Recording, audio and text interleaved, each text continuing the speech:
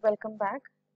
It is the Animal Diversity Coordinator 2 core course where we are discussing about class aves, and we have already gone through the classification of class aves into two subclasses, that is the subclass Archaeornithus and subclass Neornithus.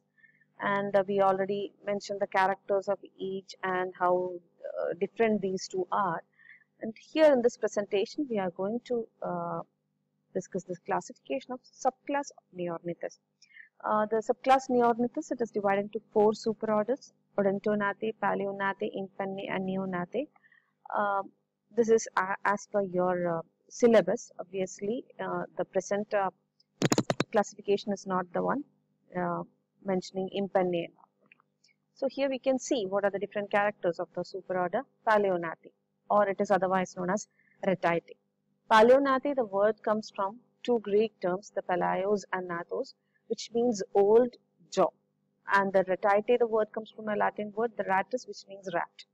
Okay, they include, superorder Palaeognathai include the modern big-sized flightless running birds without teeth. So here, Palaeognathai, it includes all the flightless birds. Okay, very big-sized flightless birds. So when we speak about the big-sized flightless birds, the word which comes to your mind, it will automatically be the ostriches, right? So ostriches comes under Palaeognathai. Okay. Now, what are the other important characters? Wings are vestigial or rudimentary.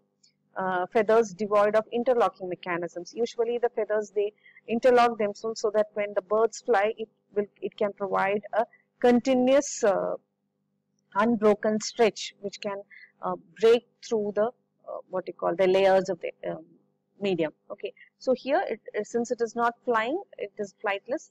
It doesn't have any interlocking mechanism, and wings are vestigial. They are flightless, so the wings are vestigial. Rectrices absent. Okay, so what are remiges and what are rectrices? Remiges, actually they are the feathers that are present on the wings. Okay, so it is actually the simply speaking, they are the wing feathers. Okay, while the rectrices, they are the feathers present on the tail. So they are tail feathers. Okay, so here tail feathers are absent or it is irregularly arranged. So they are not usually present. Okay, pteryle are irregular. Okay. Now on the body of the birds, the feathers are not uniformly distributed. Instead, they are present in patches. Okay, regular patches, and they are unique also. In species, you can see it is unique. So those patches where the feathers are arranged, those patches are referred as a pteryle. And in the case of Palaeognathai, they are irregular in nature. Okay, oil gland is absent. Oil gland is otherwise known as preen gland, and usually the modern birds do have the oil gland.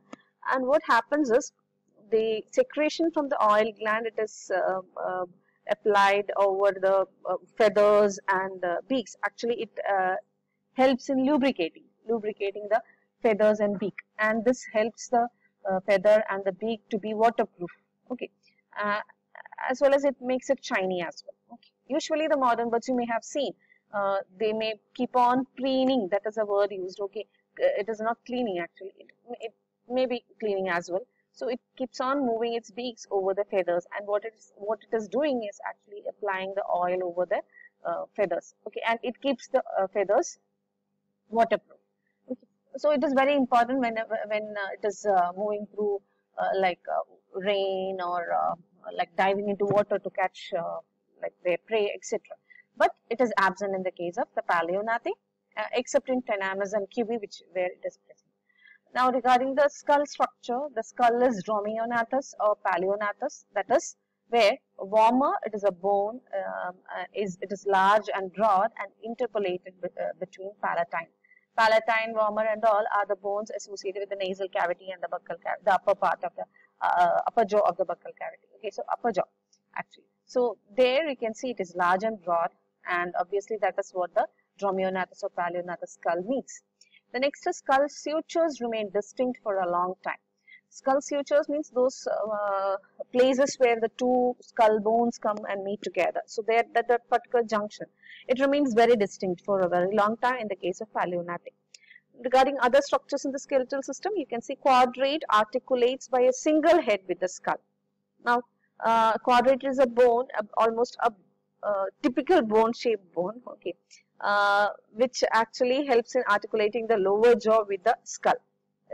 And when we speak about the head region, the skeletal part of the head region, it is the lower jaw. The lower jaw is the only bone which can be moved, isn't it? And that lower jaw, it articulates with the rest part of the skull with the help of the quadrate bone, and it articulates by a single head with the skull. Okay. Sternal keel, it is very unique character of all the birds, and it is vestigial in the case of Palaeognathae. Keeled sternum is actually a important adaptation for flying birds, or it is a flight adaptation. But in Palaeognathae, since it is vestigial, obviously it is flightless, so it is maybe it is non-functional over there. Okay, and keeled sternum may be absent or flat. Uncinate processes are vestigial or absent. Again, you may remember when we spoke about the structure, different characters of birds. Uncinate processes are the processes which are given off from the ribs. Okay, those processes are absent here. Now, tail vertebrae are free. Pygostyle, it could be absent. Pygostyle, it is again a structure that helps. It is a flight adaptation. It is present in modern birds, and it helps in flying. Okay, and it is formed by the fusion of last few tail vertebrae. But it is completely free in the case of Palaeognathae. Scapula and coracoid are completely small, comparatively smaller, and fused at an obtuse angle. In the case of modern birds, it is at right angles. The scapula and coracoid are fused. Scapula and coracoid, these are the bones of the pectoral region, pectoral girdle. Okay, so they are actually different from as that of the modern birds. Clavicles are small or absent. In the case of modern birds, these clavicles are fused together to form a V-shaped structure, isn't it? But here it is absent. And those actually are structures that can support the flies muscles. Now, ilium and ischium not united posteriorly, except in this case of Rhea and Emu. Okay. Regarding other structures, pectoral muscles poorly developed. Actually, pectoral muscles, these are the muscles which help in flying. Pectoralis major and pectoralis minor, and these are flight muscles actually, and they are poorly developed. Obviously, that may be the reason why it is flightless, or it is because they are flightless, these are poorly developed. Okay. Now, syrinx is absent. Syrinx is the structure which helps in making the calls or the sound. Okay, sound producing organ. It is a syrinx. So, it is absent in the case of Palaeognathae. So, obviously, they don't make a good calls. They make sound, but it is not so, what you call, like a call which we have listened to in the case of modern birds. Okay, then males with large erectile penis and female with clitoris. Young are precocious. Okay, precocious means as and when they are born, they are completely developed with feathers and eyes open. But there is a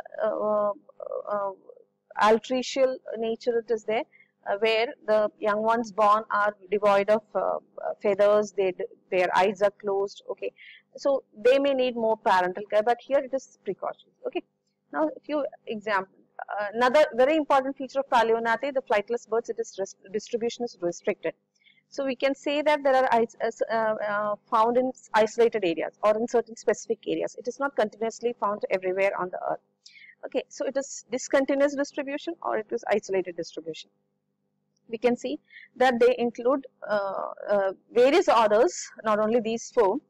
Casuariiformis, it includes Struthioneformis, Apiornithiformis, which includes an extinct bird, the elephant birds. Dinornithiformis, again, it includes moas, which are extinct from New Zealand. Aterigiformis, then we have the Reiformis, the Tynamiformis. These are the different orders coming under the superorder Palaeognathae, but you have to study only these four. Okay, we'll look into it in detail. Casuariiformis, this is Casuaris. Okay, and Cassowary, it is found only in Australia and New Zealand. Now there is Emu of New Zealand. This is the one which you are not supposed to study, the Cassowary. Emus are a few groups which have been taken into India and is domesticated as well, but they are not like native of India, but it is from New Zealand. Here you can see the forelimbs are greatly reduced. Forelimbs in the sense wings are greatly reduced, and they are large flightless terrestrial birds. You can see the head region, it is not feathered, it is sparsely feathered, and the head does have a very peculiar comb-like structure in Cassowary. Then The body is densely feathered and feathers with after shaft nearly equal to shaft. Okay, we will be learning the structure of feather. At that time you can see what is a shaft and after shaft. Obviously after shaft refer to the feathers with very soft down feathers. Okay, typical example is cassowary, Casuarius of Australia and New Zealand. Next order is Aterigiformes. Aterigiformes, the name says without wings. Okay, no wings. Fine. And here the feather, it is again flightless terrestrial birds. Feathers simple, hair-like or bristle-like. It's a fluffy hair-like without aftershafts. Then wings are rudimentary or degenerate. The beak is long. Okay, this includes kiwi. Okay, Aterix, it is the scientific name of kiwi, and you can see it has a very long what you call beak, slender with nostrils at the tip of the maxilla, and the eyes are small. Neck and legs are comparatively shorter. Eggs are relatively largest of all the living birds. They are nocturnal. They feed on worms and insects, and they are found in New Zealand. Okay, Aterix, right? Now, next one is Reiformes. It includes rhea. It's almost similar to what you call this one, the ostriches. Rhea, the name comes from Rhea, that is mother of Zeus. And here they include the flightless terrestrial and swift running birds, fast running birds. Their head, neck and thighs are feathered. You can see it's all feathered. And wings are better developed. Legs bear 3 toes with heavy and typical claws, very strong ones. Then ischia form a ventral symphysis, that is, they are fused together ventrally. Sternum lacks a keel. Head and neck, you can see, partly feathered. And typical example is Rhea americana, that is it. Okay. Rhea americana is the American ostrich found in South America. Okay. Now, next one here we have is a Struthioniformes. Struthiocamelus. Okay, that is the true ostriches of Africa and Western Asia, that is Arabia. Struthiocamelus. Okay, true ostriches. They are obviously flightless terrestrial birds, the largest among the birds, among the living birds. They have feathers without aftershaft. Head, neck and legs are sparsely, you can see, feathers are very less distributed over there. Head is comparatively small and neck is very long and flexible. The beak is short and broad. Only 2 toes, very unique, only 2 toes, the third and fourth on each foot, but it is very strong, provided with standard nails. Then pubic symphysis is present, that is a pubis, it is a bone in the pelvic girdle, it is fused to form a ventral symphysis. Sternum lacks a keel, and pygostyle, it is absent.